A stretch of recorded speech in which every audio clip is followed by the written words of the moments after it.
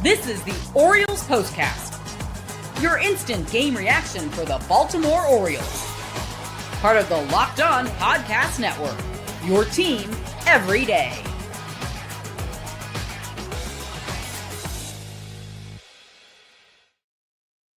No lead is safe.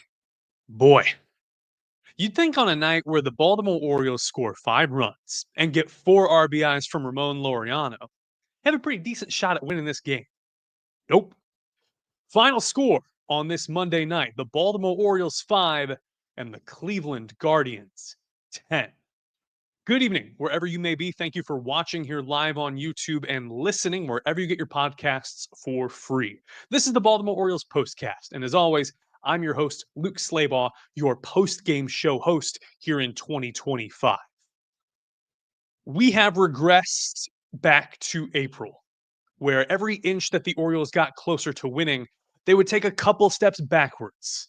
The pitching cannot bail them out, cannot complete the trek across the finish line. Got a lackluster effort from right-hander Tomoyuki Sagano on this Monday night, and they dropped the first of 4 in Cleveland. This was Uggo City. Uggo, ugly. I see some of you filing in, leaving comments right now. Please do like, subscribe, thumbs up. Support the channel, supports the greater Locked On Orioles podcast hosted by Connor Newcomb, helps me out too. This is a good community here, good people. Thanks for tuning in. But first, how about that pitching? Yeah. This is what you'll be talking about.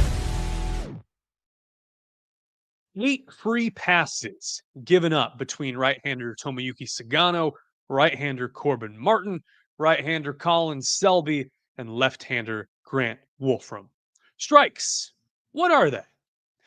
You figure you have the back end of the bullpen in motion today. The second tier guys. We saw Yennier Cano yesterday, Andrew Kittredge playing setup man, Felix Bautista narrowly escaping with the save in that win down at Tampa.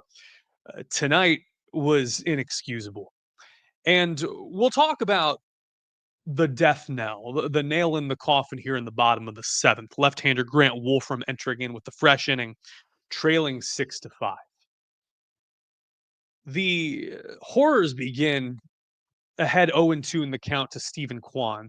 Excellent leadoff hitter, all-star type player, good contact hitter, good speed, plus speed, good fielder, a fan favorite over there in Ohio.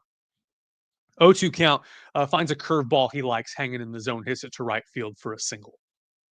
Then Angel Martinez hits a little squibber, a fastball high into left field, kind of kicks off the glove of Ramon Laureano, and it's turned into 2 bases. So you got runners at second and third. Jose Ramirez, who had been a terror earlier in the night, is intentionally walked, and the Guardians fans boo down there at Progressive Field, formerly Jacobs Field, the Jake. So bases loaded, no outs. 1-run game. You're thinking, hey, right-hander Tomoyuki Sagano, the starter, got out of a bases loaded, no out scenario in the second. How about the young kid? How about the left-hander able to push this one across the finish line? Maybe he can. Infield drawn slightly in. David Fry pinch hitting for Kyle Manzardo hits a ground ball to Gunnar Henderson. And that's exactly what you want. He throws it to Alex Jackson at the catcher at home plate. He's able to get the force out. So 1 out. And then 3 straight fastballs to Carlos Santana, the longtime DH first base hybrid. Fastball in for a strike, outside for a strike, and then in again. He whiffs. And so 2 outs. Bases juiced, 1-run game. Problem here is that Grant Wolfram can't keep his composure, and he starts missing with the fastball. 3-1 to Nolan Jones, and a sinker just a hair outside, but definitely a ball. Trots across a free pass. A free run makes it 7-5. And then, able to work a 3-2 count on Daniel Schneemann, diminutive second baseman. Fastball again. Airs outside. Another walk makes it 8-5, and this game has slipped away. Finally able to get ahead on Brian Rocchio, a 1-2 count, cement mixer slider in, and Rocchio pokes it to left for a 2-run single, and that is all she wrote. All 4 runs in this inning, scoring with 2 outs. Wolfram then takes it on the chin for the 8th inning. His final line is 2 innings pitched, 4 earned runs, 4 hits, 3 walks, and 2 strikeouts. And that's not even where this game started to go south. The whole relief corps is to blame for the loss tonight. Tomo Sagano did not pitch well at all. But as we work in reverse, we'll go to the turning point. Time to reveal where the game was won or lost. It's the turning point. Again, 2-out damage was able to get Cleveland back in this game from a momentum standpoint. 2 outs, bottom of the 5th, and it is Corbin Martin on the mound, right-hander, former Astros farmhand, got a lively fastball to it, good stuff. He hangs a curve to Bo Naylor, and he hits it to right field. Game is tied up at 5-5. Now, that inning could have collapsed for Martin as well. He walks Stephen Kwan, one of 3 walks for Kwan, and then makes the egregious mistake of throwing over 3 times to try to pick off Kwan. Devil's advocate here, of course, when you have 2 disengagements, the third one, if you've got a lively runner and an active stolen base threat, at first, maybe you're not in such a big deal. But remember, the game is tied here. So why you would move someone voluntarily into scoring position, beyond me. So that is considered a balk. Kwan moves to second base. Angel Martinez then hit on the kneecap with a slider at 92. And that was enough for Tony Mansolino to give him the thumb, put in Colin Selby, and get Jose Ramirez to ground out on a knuckle curve at the shins to Ryan O'Hearn. Woof, that was bad. And then in the 6th, Kyle Manzardo leads off against Selby. First pitch, fastball low and in, right in his wheelhouse. Good for his 16th home run of the year, and the 3rd for the Guardians on the night. That was just rough. Coming up, we'll talk about Tomo Sagano's outing. It was not inspiring. We'll give some love to Ramon Laureano a day after his ejection down in Tampa. He contributes in a big way. We'll look ahead to game 2 in this 4-game set against the Cleveland Guardians. Thanks so much for watching. This is the Baltimore Orioles postcast. We might go through the comment section as well. We'll try to get in and out relatively quickly because this is darn miserable. But I see dozens of comments now, and we'll touch on that in just a second.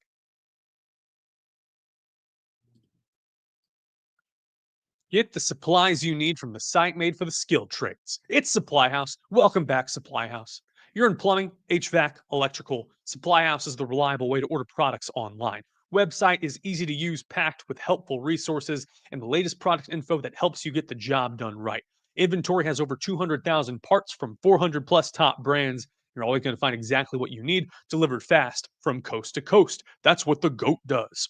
Need help with an order? Supply House offers expert support and industry-leading service. So you'll always talk to a real person. And for the trade pros looking for an extra edge, their free Trade Master program offers exclusive perks like a dedicated phone line, free shipping, and discounts on every order. Thousands of skilled pros are already taking advantage, and now it's your turn. Join the Trade Master program today at supplyhouse.com/TM and start ordering plumbing, HVAC, and electrical supplies with just a few clicks. Plus, use the promo code SH5 for 5% off your first order. That's supplyhouse.com. Summer sports in full swing. Whether you're all about baseball under the lights, like we are, golf on the green, high-stakes soccer, FanDuel is the best way to make every game more exciting. You're already following sports, you're a diehard, let's make it more thrilling. FanDuel can get you in on the game like never before. It's easy to use, fast to pay out, and makes even regular season games feel like must-watch events. This was a must-watch event, am I right? Am I right, Birdland? If you're new to FanDuel, great. New customers can bet just $5 and get $150 in bonus bets if your first bet wins. Open the FanDuel app today or visit FanDuel.com to get started. Thank you to FanDuel for sponsoring this show.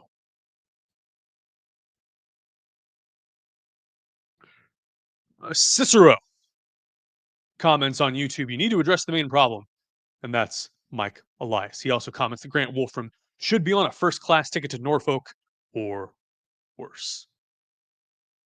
And I would agree. That was unacceptable. An unacceptable effort by Orioles pitching tonight. We'll touch on how to address things. That's mainly Connor Newcomb's domain. First and foremost, I want to give a shout out to Ramon Laureano. Gutsy effort from the veteran. And gutsy effort by the Orioles to come out the gate swinging against right-hander Tanner Bybee.